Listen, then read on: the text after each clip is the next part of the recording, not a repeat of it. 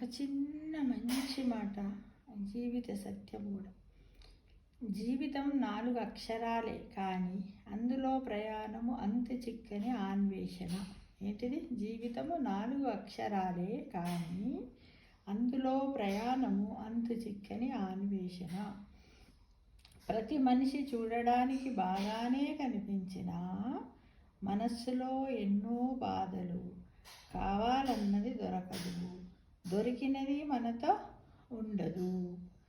ప్రతిక్షణం సంతోషంగా ఉండాలని తపనే, కానీ సంతోషము మనిషి జీవితంలో కొన్ని నిమిషాలు మాత్రమే.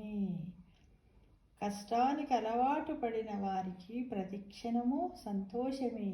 కాబట్టి ఉన్నదానితో సంతృప్తి పడటమే జీవితం.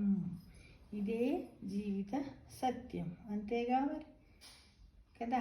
4 అక్షరాలు. తృప్తి అనే పదమే చాలా విలువైనటువంటిది. ఏది జరిగినా అంతా మన మంచికే అంటూ సన్మార్గంలో నడుస్తూ జీవితాన్ని సంతోషంగా గడపాలి అందరము కూడా, ప్రతిరోజు, ప్రతి నిమిషం, ప్రతి సెకండ్. ఫ్రెండ్స్, ఓకేనా మరి?